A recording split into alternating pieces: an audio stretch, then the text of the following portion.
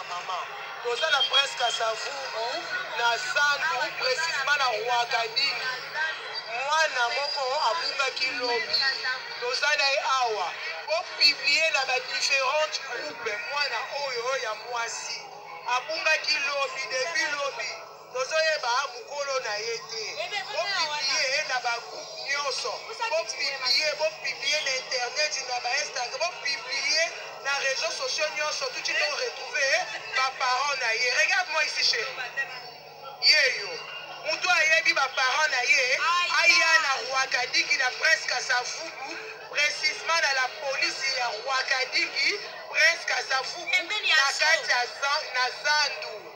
na zandu na marché central voilà na bandi bandeko boyoki communiquer ya mwana oyo aza kobunga peut-être basi bamoni ye on sait jamais bandeko nayoki makambo mende alobi je me demande soki mende azwi liboma to aza normal vraiment personnellement je me demande est-ce qu'il azwi liboma to ndenge nini totano eloko. Oh, mais Lélo, vraiment, nous comprenons qu'est-ce qui ne va pas. Hein?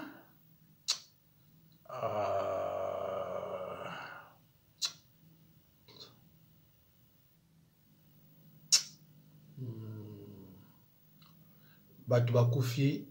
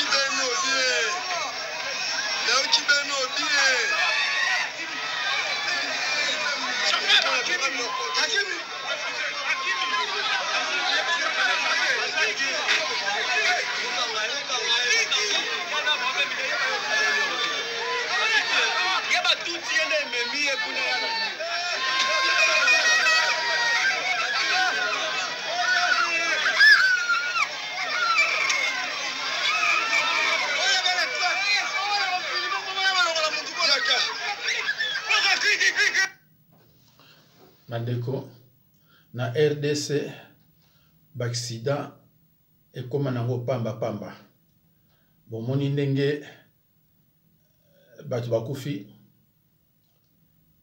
c'est pitié hein. Entre temps mokonzi na bino azobeta na ebale hein bomonaki yango mokonzi na bino azobeta na ebale eza mawa voiture wana ezanga soki nini soki kwa ekokota epai bato bavandaki na bango ale bango nyonso balekani alors toyoka nanu mende bon avant toyoka mende totyana no oyo tomoni kaka bakumba bino na charrette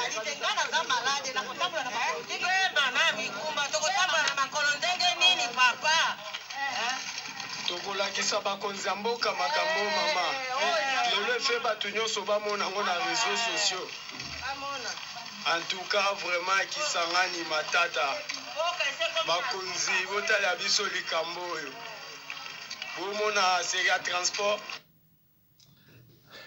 bandeko transport ko batie bato na pusu nde bamemaka biloko après ke na bango bakofuta mbongo na bango mawa sikoyo mutu na bino botala ye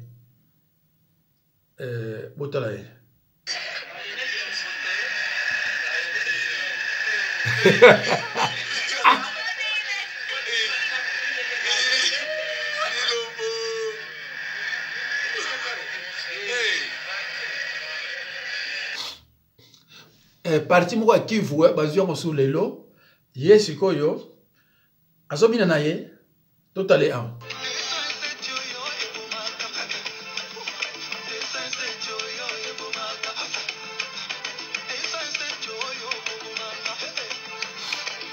Baluba esengoa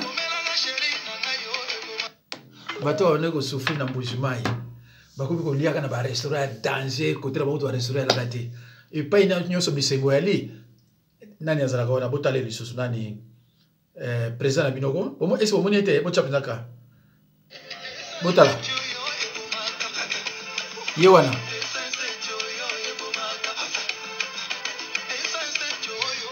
bomoni pays eza okende yaza na ye place ya ba muziki place ya banani donc il s'en fout complètement donc nyonso ezoleka ko etali ye ata moke te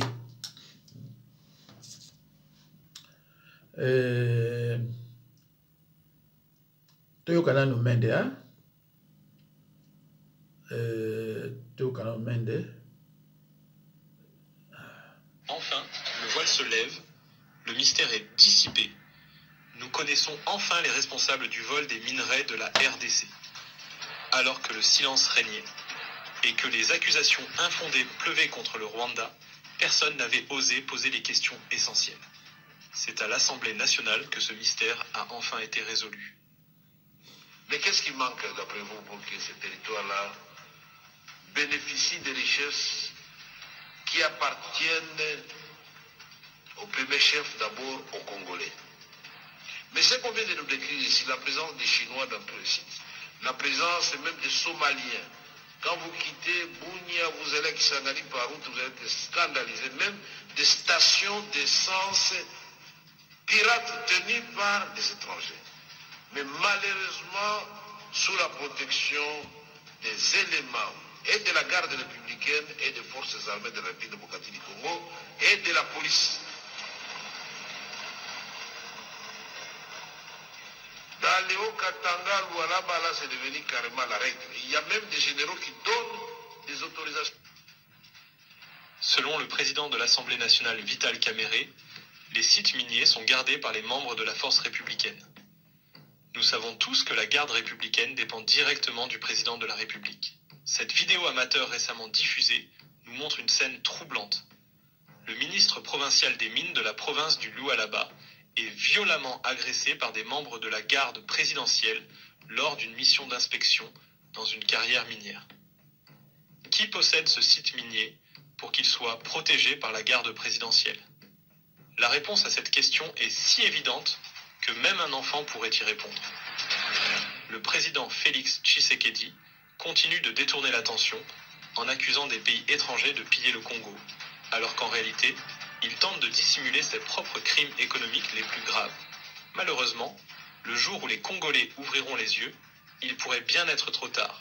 Selon un article paru dans le journal La Libre Belgique du vendredi 8 novembre 2024, dans le Katanga, 3 associations pointent du doigt le comportement de l'épouse du chef de l'État, Denise Nyakeru, et soulignent son implication dans l'exploitation illégale de minerais. En association avec un intermédiaire chinois, elle chercherait à s'approprier des bassins stratégiques de la Djekamine, évalués à plusieurs centaines de millions de dollars. Le Congo a des richesses partout. Mais qui vole les richesses du Grand Katanga? Parce que c'est là que nous avons d'ailleurs le poumon de l'économie du pays. Qui vole nos richesses au Katanga pour que Momo Zouta Katanga bosse les langues. C'est lui qui nous pille au Katanga. C'est Maman Marthe Kassadou. Je vous dis, l'impératrice Marthe Kassadou, c'est elle qui pille au Katanga. Et elle a des minerais. Rappelez-vous qu'il n'y a pas longtemps, dans un rapport, la maman d'Helmut Ngeleka a été citée comme tueuse dans le Grand Katanga. C'est Marthe Kassadou, l'impératrice, qui vole dans le Katanga. Ce n'est pas le Rwanda. C'est Denise Nyakeru et le Moutessi Nyakeru Wangeleka qui a des intérêts avec l'incompétente de Fifi Masuka qui vous vole dans le Katanga. Ça, ce n'est pas le Rwanda. C'est pas le Rwanda. C'est le Moutessi Nyakeru Wangeleka. C'est Christian Tshisekedi. Est-ce que vous savez que la mine de Roubaïa, que Félix Tshisekedi a arraché à Mwanga Chuchu, Ils ont arraché la mine de Roubaïa qui produit de l'or. Heureusement que Corneille n'a pas eu de la maman aussi. Vous savez cette mine arrachée à Mongatutu, on a donné ça à qui? À Christian Tshisekedi. On a donné ça à Christian Tshisekedi. La mine de Roubaïa, c'est Christian Tshisekedi qui exploitait ça. Jacques Tshisekedi qui a son la sécurité. Combien de mines Jacques Tshisekedi a au là-bas? Combien de mines? C'est pas la responsabilité du Rwanda. Le Rwanda ne vous vole pas au Katanga. C'est Tshisekedi qui est le responsable de nos problèmes. C'est sa famille. Quand je vous ai dit ici hier que Tshisekedi a pris son illettré d'enfant, le fameux Anthony, à qui il a donné le contrat chinois, un contrat de 9 milliards que Kabila a laissé. Aujourd'hui, le représentant de la République, c'est un certain Anthony Tshisekedi. Ce garçon, tout ce qu'il sait faire, c'est de louer des jets, mettre les femmes, des copines, les amis pour aller boire dans des boîtes de nuit à Atlanta, aux États-Unis et ailleurs. On l'appelle le prince de la République démocratique du Congo. C'est pas la responsabilité du Rwanda. Je ne suis pas l'avocat du Rwanda parce que j'ai vu qu'ils m'ont fait encore des émissions. L'ennemi public numéro 1 à l'heure où je vous parle, mes chers frères, s'appelle Félix Tshisekedi. Bandeko. Tout quand même, que font les gardes républicains là-bas? Parce que ça n'y a pour nous surveiller, ba mine, ba nini, ba richesse. Garde républicaine, ils ont ça dans nini. Mais finalement, tu comprends, ANER, agence de renseignement, et comme ko kanga, ko boma, ko violé. Garde républicaine, ils ont pour salaka, qu'on n'a pas yémo mokozali, ba comité na katanga, parce que bazo ko sabino ke, ba rwandais, ba chinois, bazo yibabiso, nzokande. Bande konanga.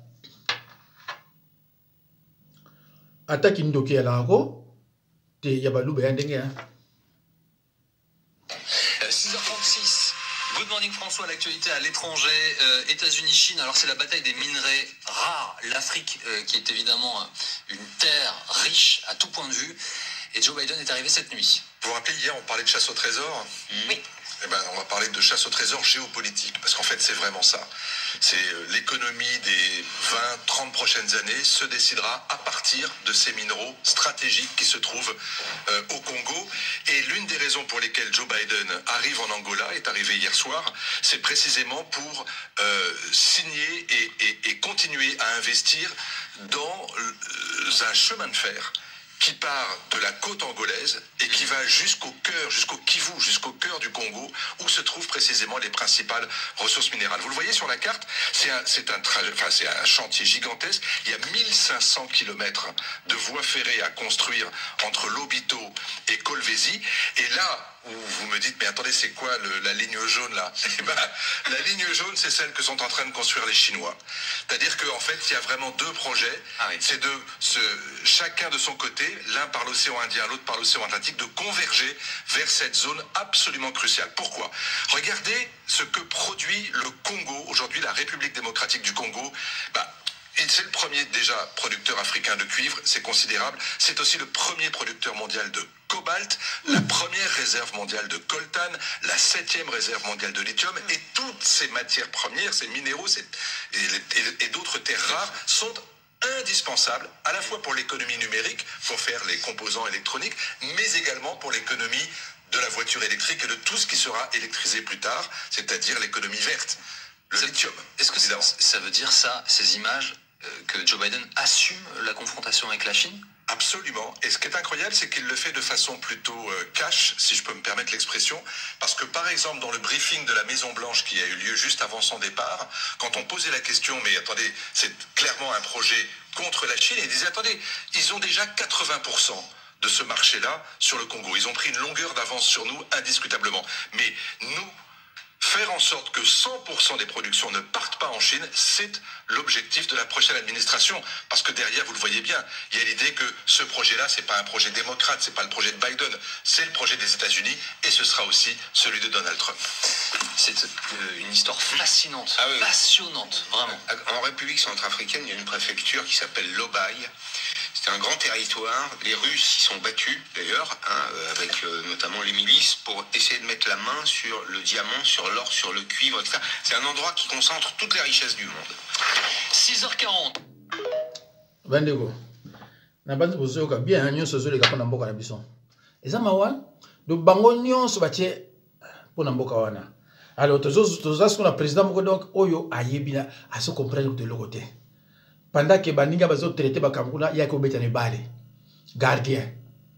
Ah, donc ce qu'on t'a beta bale, c'est-à-dire azana sengo. Donc tout ce qui se passe en RDC, il est déconnecté. Ça lui regarde même pas. Ah, pas si, hein? C'est vrai, hein? C'est pour ça que fédéralisme kaka. Même ce qui est difficile pour le moment, pour l'instant, mais tout le belakamo quand même. Donc fédéralisme kaka, sans cela, tokoka et le côté. Tala sikoyo, somo butu abebi sarabisote. Tozala tochaka état moko fédéral.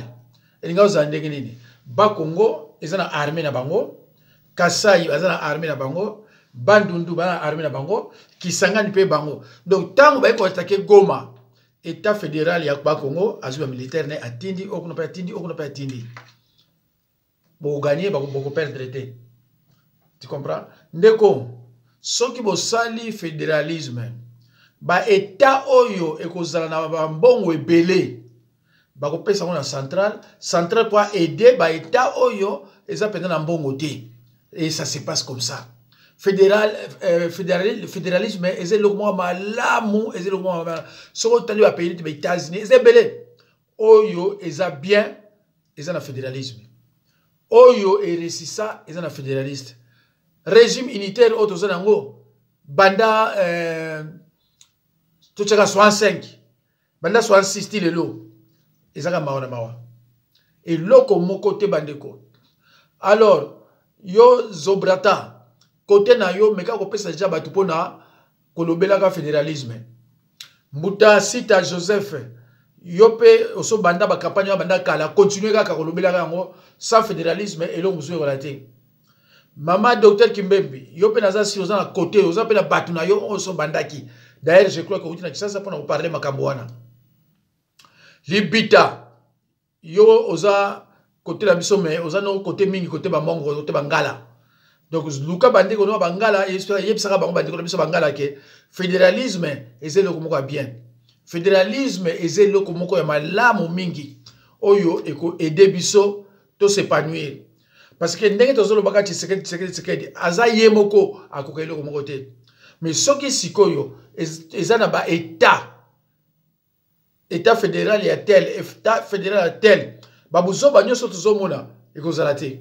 Ndenge batu mosusu tozomona wakio bazolo bilaka ba cuivre ya Katanga, yoza Katanga te, mais osemele kuna. Nyonso wana parce que fédéralisme ya te. Fédéralisme ya c'est-à-dire que batu wana eza état de république. Baza pe na ba makamu na bango, okoya ko imposer bango te, mais boza mboka moko. Si botali ke bande ko na biso okuna baza développer te. Allez, bon kamata, bon aider bango. Et ça se passe comme ça. Et vous allez que problème boye tribalisme, bokabona non, nous restons tous des Congolais. Tous un fédéralisme mais tous ba Congolais. Et ça te que okuna zaka tangé, okuna zaka saité, tous ça biso ba Congolais. Donc ngai chaque semaine na ba fédéralisme deux fois ou bien une fois. Donc bande ko nga fédéralisme et c'est le mot malamu ya malamu. Tala babuzo ba Yesu salamaka. Tala niti mwana wa bungi. Na fédéralisme, boyebi déjà ke aza mwana kingani. Mais le fédéralisme ezate, boyeba ezate. Batu bazo kufa. Soki ki fédéralisme, les bazo ça dédommagé. Mais rien. Tala on a l'eximino batu ne ba kufi. Tala batu ne bazo kufa l'air nyonso. Bomoni morgue ndenge ezali na Kinshasa. Ndenge bazo ko antasser batu. Ndeko et loko moko l'équipe fédéralisme ezate. Bien que cela est difficile pour le moment, mais essayez de le belarango. Batu va comprendre ka écoute abona bato ti un jour au moins le peuple nous soit révolté à lui tout que le fédéralisme. Parce que mon consumoko même aza na mayele ndenge nini ko diriger RDC est possible. Parce que la RDC c'est un continent. Ce qui m'a dit que Belgique est 80 fois na RDC. Cela veut dire que tu as 80 pays, 80 États. Mais oui, puis si vous dites que Belgique est na RDC 80 fois. Donc tu as 80 États.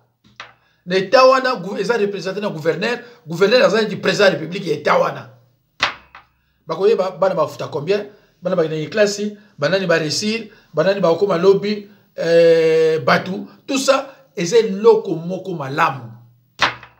Donc soki Mobutu te de lelo na état fédéral parce que hier avec okuta constitution le Luabur o babenga le Luabur ya 1964 batu nyonso ezala baluba ba Congo ba mkuza kaniboni tout ça ba mona kia oza malamu.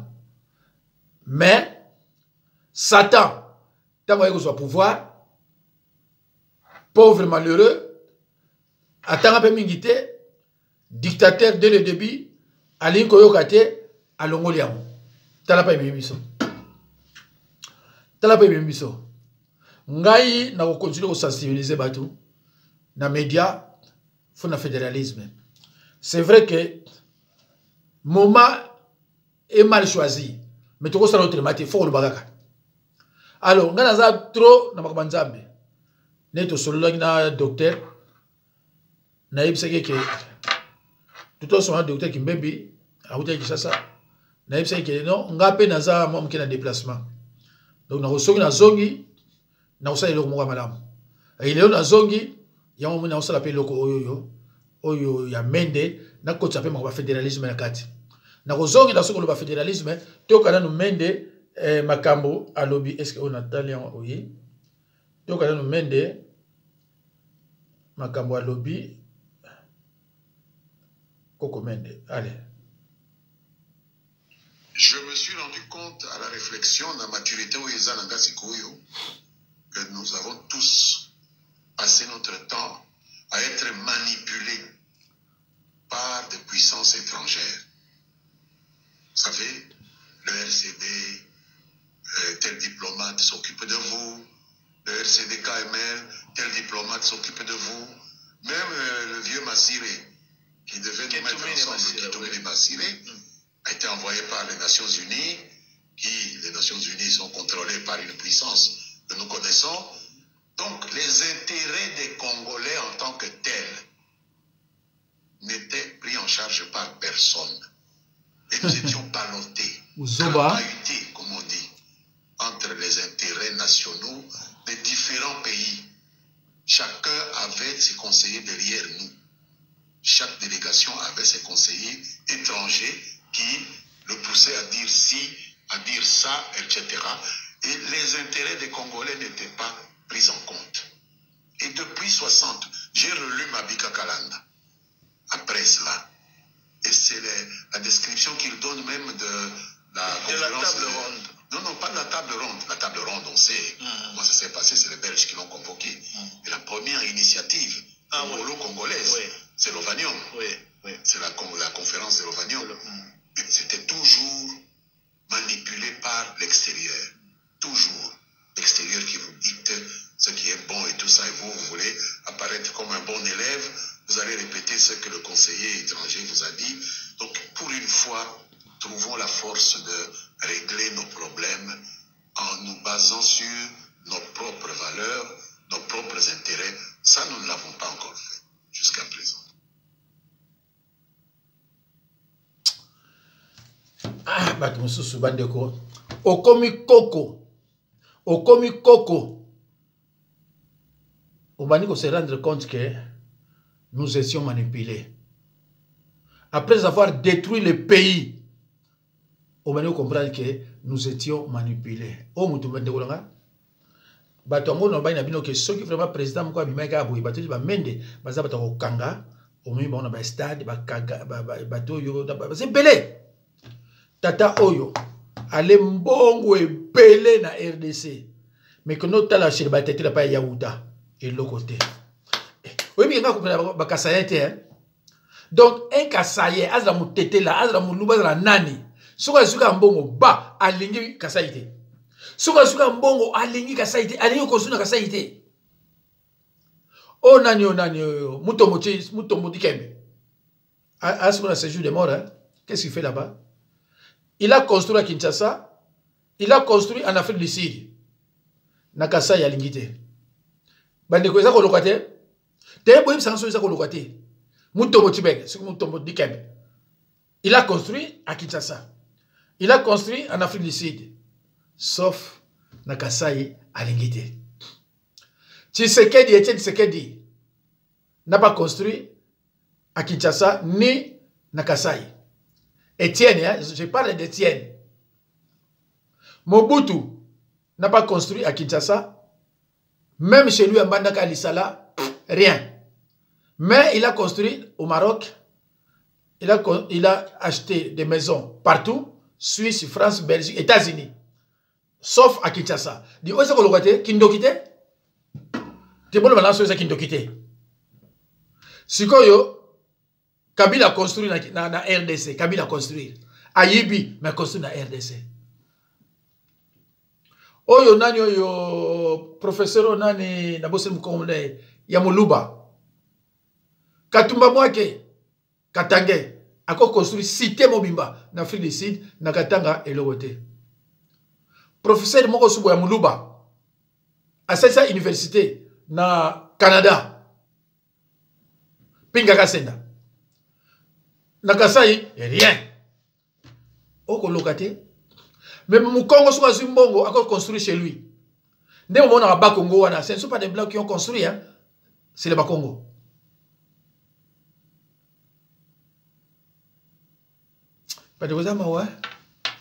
Alors, parlons de fédéralisme. Mbuta Sita Solizeno.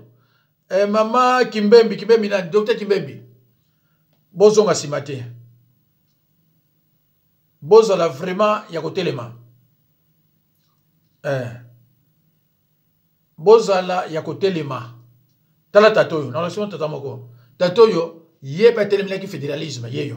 Intellectuel là, Mobutu Ngaki. Cela veut dire donc que le Zaïre, pour promouvoir l'unité africaine, est prêt même à abandonner une partie de sa souveraineté. Cela se trouve dans le texte constitutionnel, donc le texte de base qui régit notre société.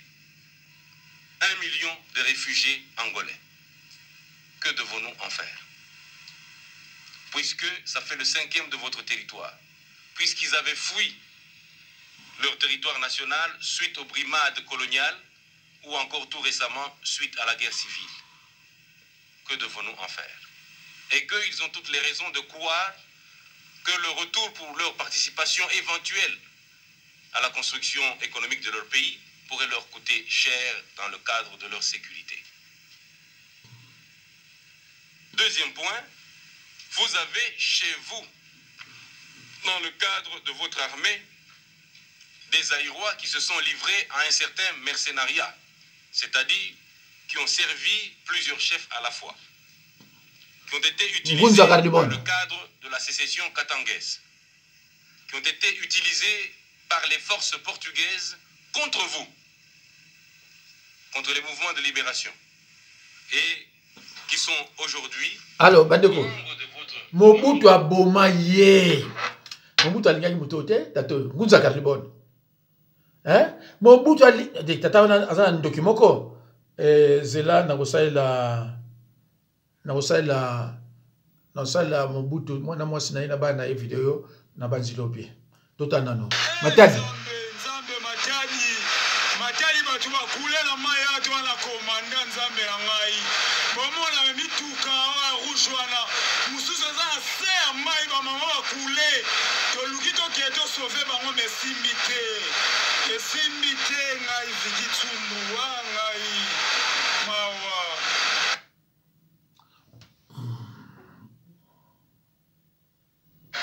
nzambe matali batu bakulela maya to na komanda nzambe na ngai bomona mituka wa rouge wana mususu za se mai ba mama bakule to lukito kieto sauver bango mesimite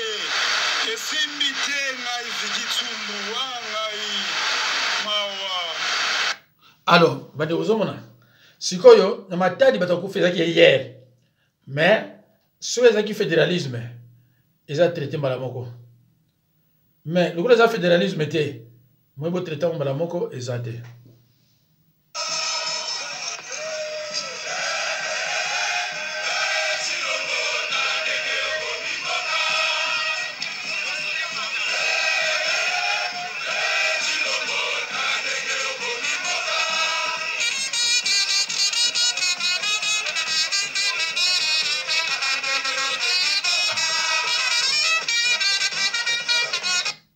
Alors, ndeko, soda wana alete, mais ameni masango ya makasi. À quoi était pourquoi? Hein? À quoi était ndengni? Je répète, na Congo, tu vivre vivre un miracle. Puisque miracle, na Congo, le Congo c'est le seul pays dans le monde entier où les gens meurent parce qu'il n'y a pas les soins de santé de qualité. Le Congo c'est le seul pays où les gens meurent. Plus de 80% de la population meurt à l'est du pays à cause de l'insécurité. Et ça fait, c'est là déjà plus de 10 ans. L'insécurité continue. Mais c'est Tshisekedi qui est venu, il a fait 2 mandats. Il est déjà dans son 2e mandat. 6e année, il n'y a rien qui a changé. Et il nous a promis ici moindre escarmouche à Kobimisa, armée pour Tobunda contre Rwanda. Mais aujourd'hui, M. Tshisekedi fait appel à l'église catholique pour demander à l'église de prier afin que les miracles de Dieu soient effectués, que guerre ici dans la Mboka. Nulle part dans le monde entier. On a vu à l'Ukraine, les nationalistes, un président qui a cessé de porter la veste, ça fait déjà plus de 3 ans. Il ne porte plus sa veste. Il est toujours en t-shirt, en tenue militaire. Parce que le pays est en guerre. Mais chez nous au Congo, ce n'est pas le cas. Est-ce que notre président se comporte comme un président d'un pays qui est en guerre?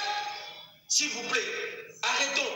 Je ne veux plus voir quelqu'un comme vous, comme ça, venir défendre Tshisekedi. Je vous dis vrai, nous risquerons de vous lapider dans ces pays. Qui vous le dit? On va vous lapider. Qui? Arrêtez. Cessez, je vous dis. Cessez. Bandeko, Tshilombo, vraiment, na yebite, na makamune pona continuer au lakisa yango, eza moi soni. To suki wana. Ozo imaginer, ba gouverner ba sangani, ba détourner mbongo, soki ba yibi soki o détourner. En pleine conférence, non, ba tout ba mité mon mabe. Bolanda ndeko la biso Goutinse. Je vous informe qu'il y a eu plus de 155 participants. Et parmi les plus de 155 participants, malheureusement, on a 26 gouverneurs, on a 26 présidents de l'Assemblée provinciale. Et si on doit faire le total, ça peut nous faire accompagner de 2 membres, je pense, ministre de l'Intérieur et chargé des missions sanctuaires, 50 ou quelques personnes. Et là, nous sommes à 155 membres qui ont pris part. Il y a plein d'experts, et parmi les experts, il y a des enfants, des frères et sœurs. Jean-Marie, ça ne se limite pas là. Selon mes sources académiques, ça a coûté au trésor public près de 10 millions de dollars. Répétition. 10 millions de dollars, selon mes sources académiques, pour l'organisation de la conférence des gouverneurs pour 3 jours. Nekonangai, ozomona batuyo. Siko posa na bango ezali, ba changer constitution, ba oumela na pouvoir. Ils ont un sens te. Ndeni bato bakoza la mitema mabe na niveau yo. Tala ba militaire Baluba.